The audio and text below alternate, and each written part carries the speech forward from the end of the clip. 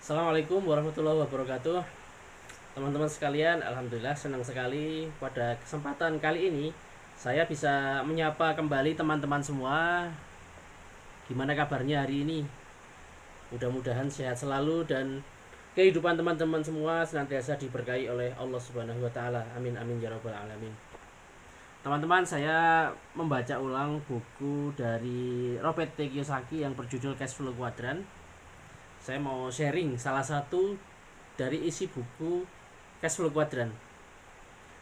Saya awali dari sebuah prolog ya, pembukaan. Jadi saya punya kelas online course 30 hari jago kelola uang, di mana di dalam kelas itu saya berbagi pengalaman saya bagaimana mengelola keuangan. Nah, ketika proses pembelajaran saya ajarkan bagaimana menganggarkan, budgeting, apa yang harus dilakukan setiap menerima income.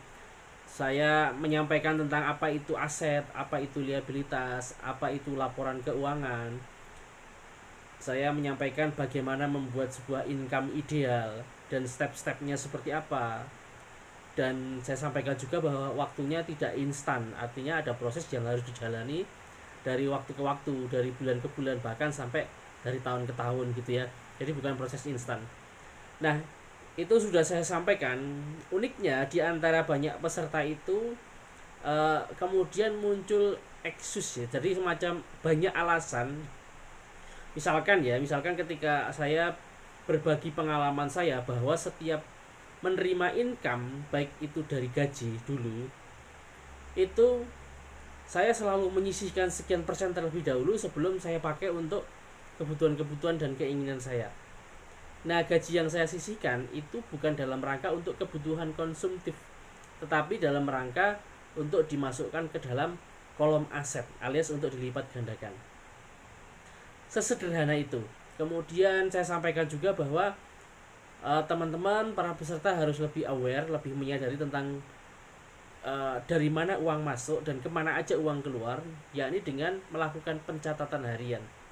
Sehingga dari pencatatan ini dengan menggunakan aplikasi ya di era informasi saat ini, itu akan terdata secara detail sebenarnya dalam 1 bulan itu uang itu mengalir kemana aja, bahkan eh, akan ada persentasenya dalam diagram lingkaran, sehingga teman-teman bisa lebih menyadari kemana aja sih sebenarnya uang itu keluar. Nah, sudah saya sampaikan seperti itu saja, beberapa bahkan banyak ya di antara peserta itu yang eksis ya, artinya dia banyak beralasan. Misalkan, wah saya utangnya masih banyak, wah saya income-nya masih kecil, wah saya tanggungannya banyak, wah wah wah wah banyak lainnya ya, banyak alasan yang kemudian akhirnya membuat dia tidak melaksanakan apa yang menjadi advice atau sharing saya. Dia nggak mulai menyisihkan, dia tidak mau melakukan pencatatan keuangan, dia tidak mau lagi membuat untuk meningkatkan kapasitas diri dan seterusnya, sehingga akhirnya posisi keuangannya ya tidak berubah juga, akan sama seperti itu. Contoh ya, misalkan ketika saya menjelaskan tentang definisi aset, memang sih kalau di dalam pajak ya, laporan pajak tahunan, misalkan mobil ya, mobil itu biasanya dimasukkan ke dalam kolom aset ya, di dalam apa, neraca ya, di dalam neraca perpajakan itu, karena dihitung sebagai sebuah harta, diuangkan, sehingga nanti dari akumulasi di pajak itu akan terkumpul net worth ya, jadi kekayaan bersih. Tetapi sebenarnya dalam kehidupan nyata, definisi aset yang saya ambil di dalam buku Rich Dad ya, jadi ditulis oleh Robert Kiyosaki, aset itu bukan seperti itu yang dimaksud. Definisi aset adalah sesuatu yang memasukkan uang ke dalam kantong kita. Nah, salah satu kesalahan dalam memahami keuangan itu adalah mengira sesuatu itu aset padahal dia adalah liabilitas. Definisi liabilitas adalah sesuatu yang mengeluarkan uang dari kantong kita secara bulanan. Yang paling banyak biasanya liabilitas itu adalah pada hutang. Di era saat ini ada hutang leasing ya, mobil, motor, atau mungkin KPR rumah ya, itu paling banyak, pinjol dan sebagainya. Nah, mobil itu kebanyakan orang mengatakan aset, padahal realitasnya, realnya itu adalah liabilitas yang setiap bulan mengeluarkan uang dari kantongnya.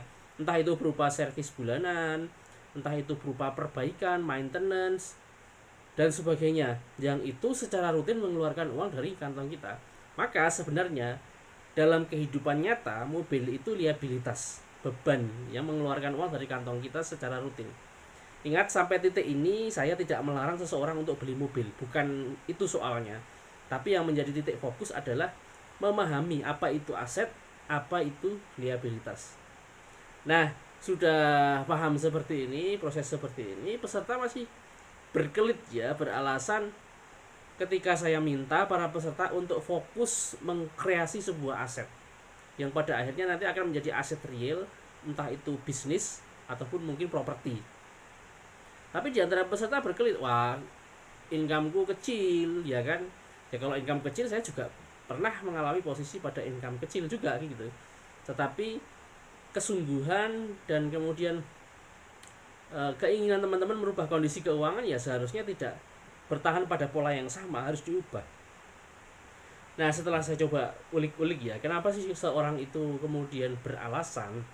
Ya karena memang belief systemnya, keyakinan yang ada di dalam dirinya, bukan keyakinan di sini bukan akidah ya, tetapi adalah persepsi atau pandangan-pandangan yang tidak menyentuh wilayah akidah, tetapi pandangan-pandangan yang sifatnya teknis strategis.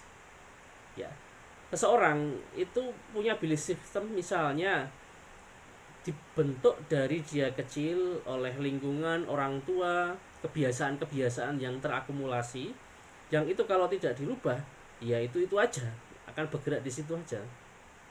Salah satu masalah middle class, orang-orang di kelas menengah biasanya adalah para karyawan yang dia mendapatkan gaji setiap bulan, bahkan gajinya bisa jadi besar ya. Itu adalah ketika income-nya naik, maka liabilitasnya akan naik. Sehingga keluhannya kan biasanya adalah aku income-nya setiap bulan dapat kok, bahkan naik gitu kan. Tapi kenapa nggak ada atau nggak bisa nabung, atau kenapa tidak bisa dililit dengan masalah keuangan terus dan seterusnya. Itu karena apa? Karena income-nya naik, liabilitasnya naik. Liabilitas naik, pengeluarannya pasti naik, sementara asetnya nilainya nol. Nah, itu yang terjadi teman-teman sekalian.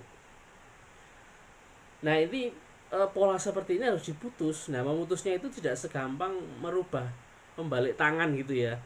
Tapi susahnya merubah pola itu ibaratnya kita biasa makan pakai tangan kanan ya kan. Makan pakai tangan kanan, kegiatan dengan tangan kanan, kemudian diubah menjadi kebiasaan makan pakai tangan kiri gitu ya. Perubahannya memang drastis ya. Jadi 360 derajat gitu ya.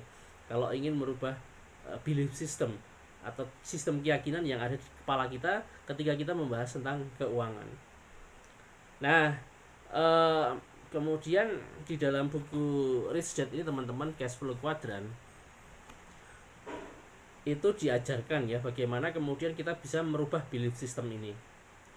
Nah, kalau teman-teman ikut online course yang saya buat, di mana saya sharing secara harian ya selama 30 hari, ini sudah masuk batch yang ke-6 ketika video ini dibuat. Pesertanya sudah alhamdulillah sudah 250 lebih peserta ya. Bismillah ya, dengan pertolongan Allah. Saya berbagi bagaimana menghadapi mental block itu. Kebetulan saya kerja di rumah sakit ya sebagai perawat psikiatri di Bangsal Jiwa. Itu biasanya kalau pasien-pasien UDGJ memang ada yang, atau banyak ya saya jumpai, itu pasien yang merasakan bahwa dirinya itu nggak berharga, dirinya itu hanya menjadi beban, dirinya nggak punya skill apapun gitu. Padahal ketika saya lihat riwayatnya, ya dia orang pinter ya, di SMA bagus nilainya dan seterusnya, tapi karena mungkin mengalami stres yang berat dan seterusnya sehingga memandang dirinya buruk. Nah, ada banyak teknik yang bisa dipakai untuk membuka mental block tadi. Nah, termasuk mental block di dalam pengaturan keuangan. Teman-teman kalau berminat ikut aja online course 30 hari jago kelola uang. Mungkin nanti di batch yang ke-7 kita akan buka lagi. Silahkan untuk gabung. Saya juga masih berpikir untuk kayaknya bagus kalau nulis buku ya. Sehingga apa namanya, ada buku cetaknya ya, sekaligus menjadi legacy bagi saya untuk berbagi pengalaman ya, berbagi manfaat kepada masyarakat. Itu aja yang bisa saya share, sudah 10 menit ya. Terima kasih sudah menyimak. Assalamualaikum warahmatullahi wabarakatuh.